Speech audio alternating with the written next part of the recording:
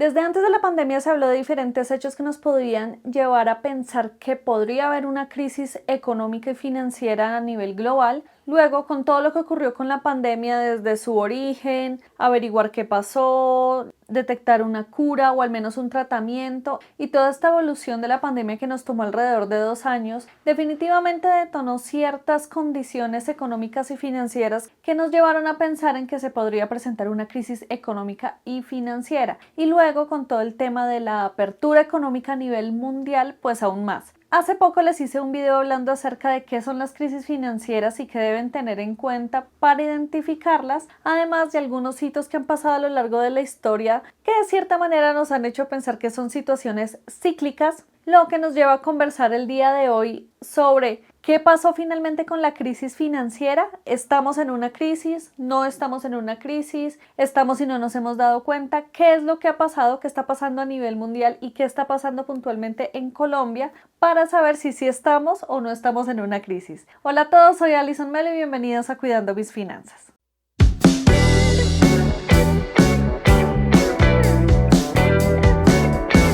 Bueno, esta conversación que vamos a tener acerca de si realmente estamos viviendo una crisis o no pasó ninguna crisis o qué está pasando, lo vamos a abordar desde 3 temas que son claves para entender qué está pasando actualmente. Primero, la alta inflación, que es un fenómeno que se presentó a nivel mundial, no solo acá en Colombia o en Latinoamérica. 2, los conflictos internacionales, que ustedes ya sabrán de cuáles vamos a hablar, que también han marcado cierto impacto económico y social a nivel mundial. Y tercero, la polarización política que se está manifestando de una forma bien fuerte a nivel mundial y particularmente aquí en Latinoamérica ha sido muy fuerte, y cómo desde esos 3 aspectos podemos determinar si estamos o no estamos en una crisis financiera. Vamos a empezar por la alta inflación, y este fue un tema que se presentó desde la evolución misma de la pandemia, donde se cerró todo, se cerraron todos los mercados, se cerraron los países, se detuvieron en gran medida las importaciones, las exportaciones, y se empezaron a generar fenómenos en algunos de desabastecimiento y en otros de sobreabastecimiento,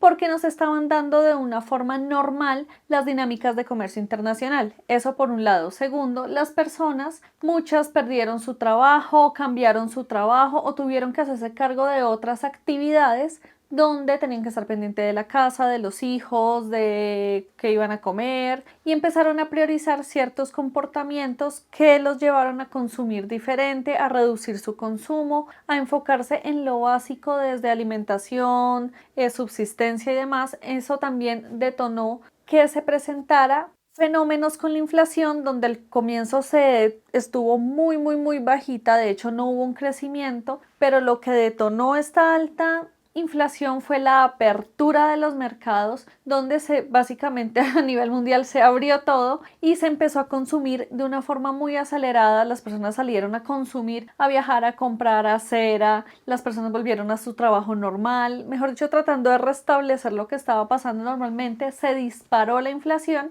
y se empezaron a ver fenómenos hace alrededor de un año, año y medio, de una inflación súper alta en Estados Unidos, en Europa, en Latinoamérica y claramente aquí en Colombia. Todo esto generó también que hubiera una volatilidad sobre la tasa de cambio, y se los voy a explicar rápidamente. En los países, la forma de controlar esa inflación tan alta es empezar a subir las tasas de interés para desincentivar el consumo, que la gente pida menos préstamos, que se endeude menos, consuma menos y por ende se empiece a estabilizar la inflación. Y esto a su vez generó que la tasa de cambio se disparara. Por ejemplo, acá en Colombia se disparó de una forma que nunca se había visto. Vimos el dólar en 5.000 pesos, 5.000 y pico. De hecho, habían algunos expertos que hablan que podía llegar hasta los 6.000 pesos, que eso es enorme, porque, claro, al tener tasas de interés tan altas, las inversiones también se estaban yendo hacia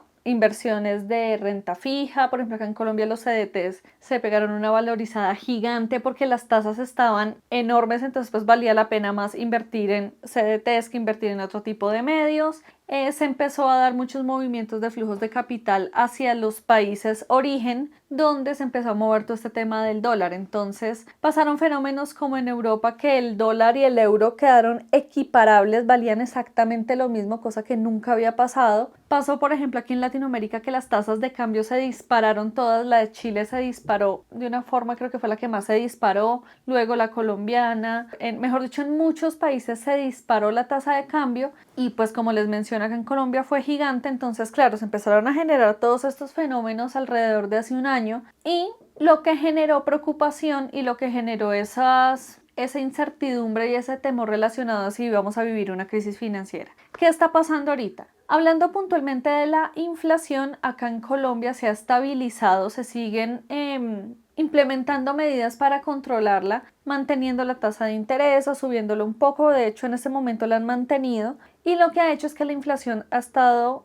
bajando de una forma muy pequeña en comparación a cómo se disparó hace año, año y medio. Entonces, si bien el impacto no ha sido como que ya bajó la inflación de una vez, se está estabilizando y tratando de bajar un poco, pero en un grado mucho más pequeño que en comparación a cómo aumentó. Eso por un lado. Segundo, la tasa de cambio se estabilizó. Ya tenemos ahorita el dólar hacia 4.000 pesos. Unos días está por debajo de los 4.000, otros días está por encima de los 4.000, pero ya se ha estabilizado un poquito y se redujo esa volatilidad que vimos hace un año, donde pensamos que íbamos a tener el dólar en 6.000 pesos. Pero ¿qué pasó también con todo este aumento de las tasas de interés para poder controlar la inflación? Y es que sectores como el sector de la construcción se han visto muy afectados, porque, como les he mencionado en otros videos que se los voy a dejar acá, cuando vamos a comprar vivienda, la mayoría de las personas acudimos a créditos hipotecarios o leasing habitacional. ¿Qué pasa? El crédito hipotecario o el leasing habitacional en Colombia tienen tasas bajas en comparación con los créditos de consumo, con las tarjetas de crédito y todo esto. Pero al aumentar las tasas de interés, van a aumentar las tasas de todos los créditos, incluyendo los créditos hipotecarios y el leasing habitacional. Entonces, hoy en día es muy costoso adquirir un crédito hipotecario para comprar una vivienda. Se va a pagar muchísimo dinero. Entonces, las personas están esperando a que las tasas de interés bajen, porque no quieren pagar créditos tan costosos para comprar vivienda. ¿Esto qué ha originado? Que se reduzca la compra de vivienda en Colombia, y eso es algo que está pasando. El sector construcción y de vivienda es uno de los sectores más importantes del país y dinamiza mucho la economía. Entonces se están viendo afectados, porque tanto la compra de vivienda de interés social como la compra de vivienda que no es de interés social se han visto afectados, porque las personas no quieren endeudarse a tasas tan altas. Entonces, como ven, tiene algunas cosas positivas que están pasando en la economía, pero también ha generado otras cosas negativas que están impactando, en este caso, por ejemplo, el sector de la construcción y de la vivienda. ¿Qué ha pasado también? Con todo este tema de la inflación y de ese aumento tan acelerado de la inflación, pues el costo de vida aumentó. Como les mencioné en el video de términos de economía que deben saber, que se los dejo por acá, ahí les explicaba cómo funcionaba la inflación. Entonces, al aumentar la inflación, van a aumentar los precios de las cosas, desde la fruta, la verdura, todo lo que compramos y todos los servicios que adquirimos han aumentado, y han aumentado mucho. Y por más de que se está estabilizando la inflación y por más de que ya empieza a bajar de a poquitos, eso no se ve reflejado en los precios. Entonces, el consumir y el comprar cosas para vivir está muy caro, está muy costoso, y adicional, el impacto que generó el aumento de la tasa de cambio, que el dólar estuviera tan alto, generó que también se aumentaran los precios de ciertos productos que tienen un alto impacto en cosas importadas, por ejemplo los vehículos, ciertos insumos agropecuarios y demás. Pero al reducirse el dólar, esto no se vio impactado en los precios. Entonces el dólar se redujo, pero los precios no bajaron. Entonces todo este tipo de cosas está impactando el consumo de los hogares. Entonces estamos pagando precios muy altos por bienes y por servicios que consumimos en el día a día, y eso obviamente impacta pues la capacidad adquisitiva de las familias y qué tanto podemos comprar y podemos consumir. El segundo factor son los conflictos internacionales, y aquí vamos a hablar de lo primero que pasó a comienzo de la pandemia. Fue toda esta variación de los precios del petróleo, donde se vieron bastante afectados países como Estados Unidos, como Venezuela, como bueno, todos estos países que no son parte de esta comunidad árabe que abundan y tienen mucho petróleo. Entonces todos estos países se vieron afectados. Luego ocurrió todo este tema de la guerra entre Rusia y Ucrania, que ustedes se dieron cuenta hace alrededor de un año larguito ya, de toda la invasión que hizo Rusia hacia una parte de Ucrania y cómo fue avanzando este conflicto. Afectó obviamente desde Europa todo el suministro de gas, afectó el suministro de cereales, afectó todas las relaciones entre Rusia y los países de Europa, Rusia y Estados Unidos, y Ucrania y otros países, y luego entró China, y bueno, en fin, todo lo que genera un conflicto internacional. Y ahora, últimamente, alrededor de, vamos a decir que 15 días, casi un mes, todo lo que está ocurriendo con el conflicto entre Israel y Hamas, que es una organización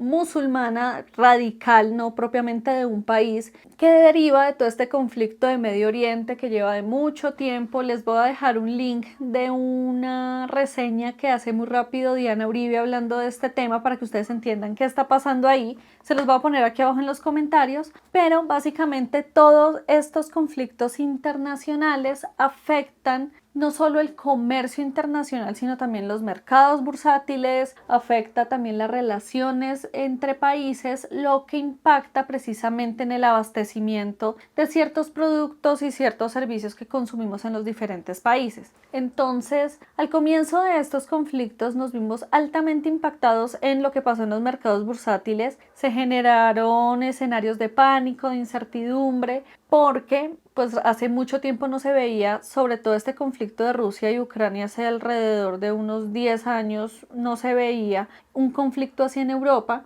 Y ahorita lo que está pasando con Israel y con Hamas, pues realmente es un conflicto que, si bien lleva muchos años y que ya casi que es normal verlo en televisión, el impacto y ¿cómo decirlo? Como el volumen de los ataques que se ha generado ha sido bastante impactante. Entonces todo esto genera precisamente escenarios de incertidumbre y de angustia y de pánico respecto a a la estabilidad global y cómo esto va a impactar las economías a nivel mundial. Como ustedes saben, cada día nuestro planeta está más globalizado, cada día nuestros países están más conectados, e independientemente que estemos al otro lado del charco, como decimos, todos estos conflictos van a afectar no solo geopolíticamente, sino que van a impactar también las economías de los países. Y el tercer factor es la polarización política. Aquí en Latinoamérica particularmente se ha dado un fenómeno bastante fuerte respecto a la polarización, y es un fenómeno que se ha visto en las elecciones de presidentes, no solo en México, en Chile, aquí en Colombia lo vivimos el año pasado,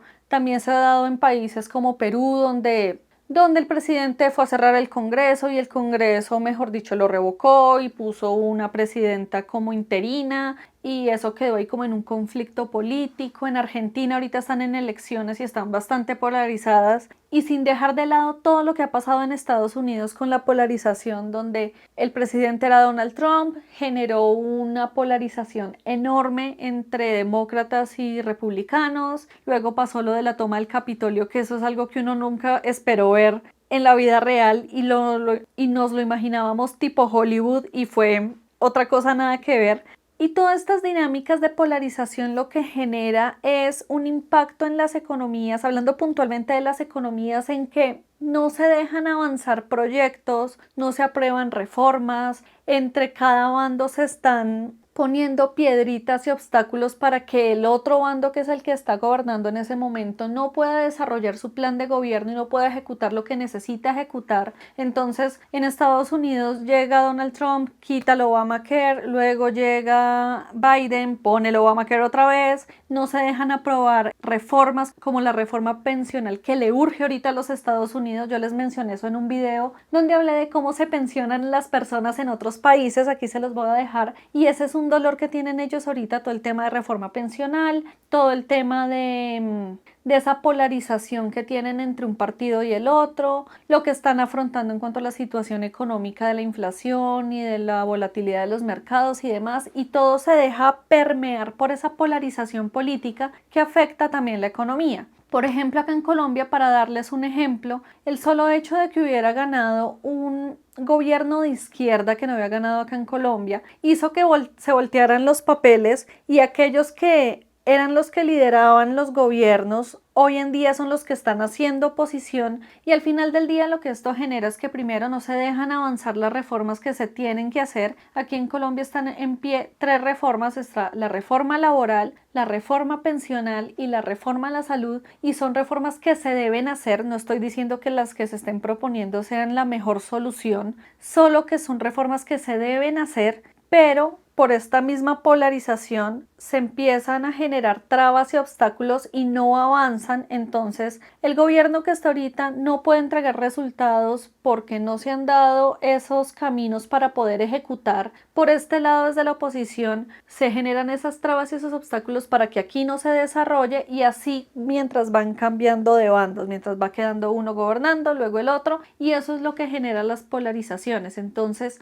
en mi opinión personal, considero que este tipo de polarizaciones políticas lo que generan, en vez de un avance de las economías y de los países, lo que generan es un estancamiento porque se quedan entre la pelea de los extremos en vez de llegar a un común acuerdo para avanzar, sino de la pelea de quién es el más fuerte, quién tiene la razón, y eso lo único que genera es precisamente estancamiento, que no se den reformas, que no se den cambios, que no se generen ciertos movimientos y ciertas mejoras que se deben hacer que al final del día sí o sí van a impactar las economías de los países y por eso estamos, por ejemplo, acá en Colombia en una situación esperando que se aprueben o que se modifiquen o que se ajusten estas reformas que están en curso que sí o sí le van a dar un impacto directo a la economía, ya sea para mejora a mediano o largo plazo y un impacto que no sabemos si sea positivo o negativo para el corto plazo. Con este resumen muy rápido y esta conversación bajo estos 3 pilares y estos 3 conceptos que les acabo de mencionar, la inflación, los conflictos internacionales y la polarización política, al final del día, ¿estamos o no estamos en crisis? Considero que estamos en una situación bien peculiar económica, no puntualmente hablando de una crisis financiera, sin embargo, sí estamos en escenarios de incertidumbre que sí o sí están impactando las economías de los países. No estamos en una situación como la crisis del 2008, la crisis del 2013 o una crisis como la de los años 70 con la crisis del petróleo, cosas así que se pueden delimitar muy bien y poderle poner nombre y apellido a una crisis. Siento que no estamos en ese momento de la economía. Sin embargo, sí considero que estamos en unos escenarios de incertidumbre que se dejan impactar muy fácil por cualquier cosa que pasa en el mundo. Conflictos internacionales, por abastecimiento o desabastecimiento, por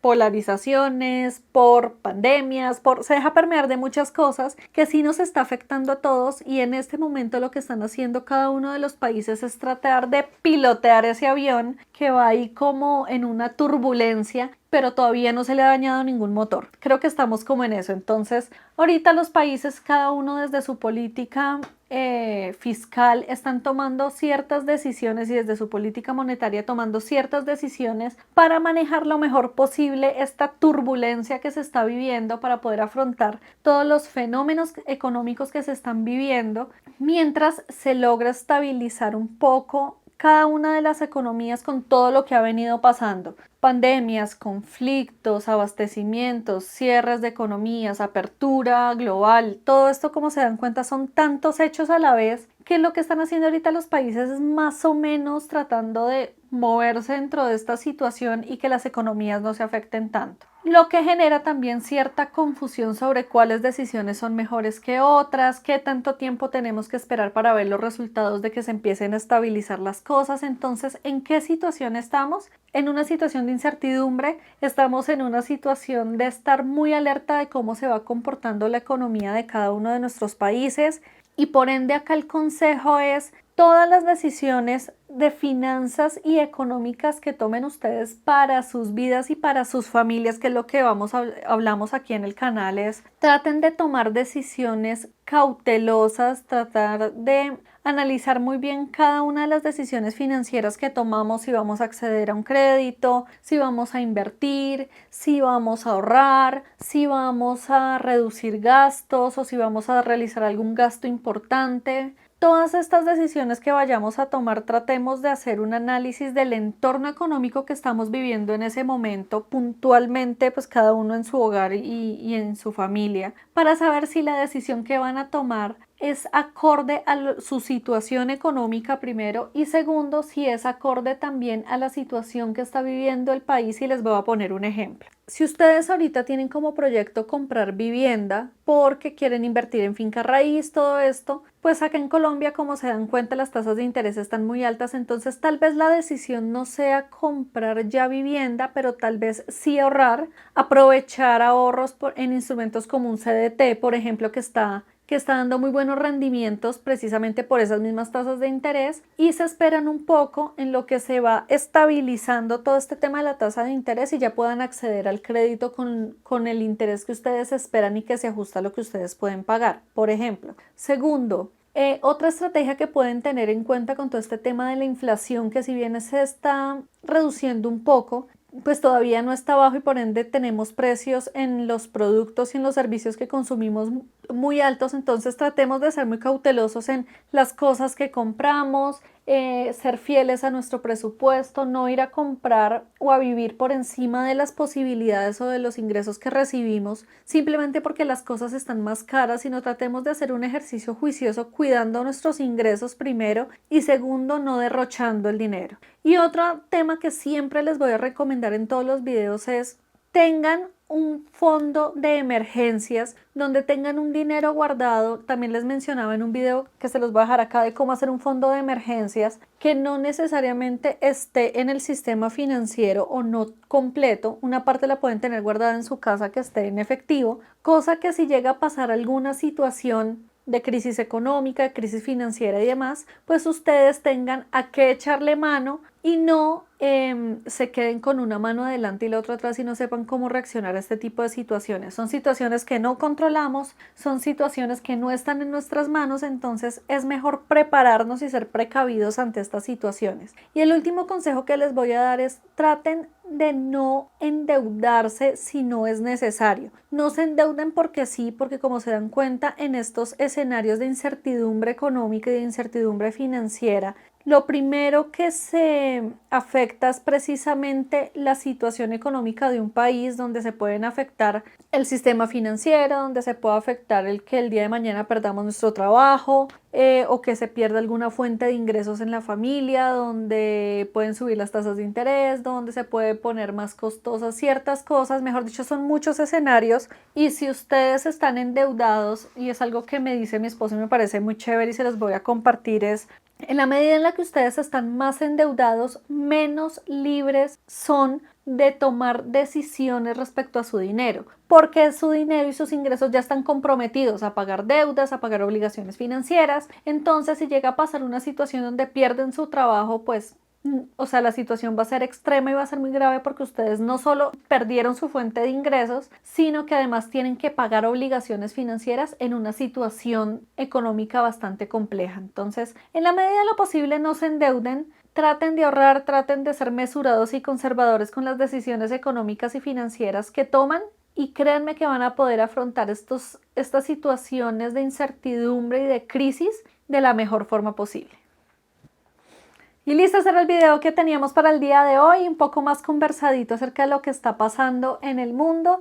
Otra recomendación que les quiero dar adicional es estén muy pendientes de lo que pasan en las economías de sus países. Lean noticias, revisen qué está pasando con los indicadores económicos, estén pendientes de lo que está pasando en sus países, porque no solo es entender cómo manejar nuestras finanzas personales, sino también entender cómo todos estos hechos fuera de nuestra vida pueden afectar la economía del país donde vivimos y también pueden afectar nuestras finanzas. Entonces me parece súper importante que ustedes aprendan y estén pendientes precisamente de todas estas cosas que están pasando y así aprendan a tomar decisiones informadas, que es lo más importante. Muchas gracias por llegar hasta acá, espero que les haya gustado este video. Déjennos aquí abajo en los comentarios qué otras cosas consideran ustedes importantes para poner en práctica en situaciones de incertidumbre financiera donde no sabemos qué está pasando con las economías de nuestros países. No olviden seguirnos en el canal acá en la parte de abajo y darle clic a la campana para que les notifique todos los videos que subimos al canal.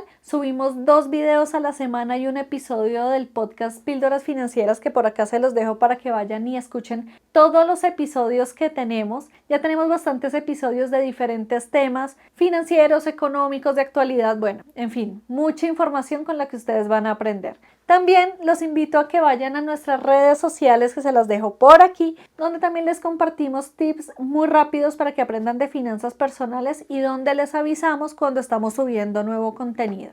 Y nada, les dejo un abrazo gigantesco y recuerden que la tranquilidad, pero sobre todo su tranquilidad financiera, está únicamente, sí, en sus manos. Nos vemos en el próximo video. Chao.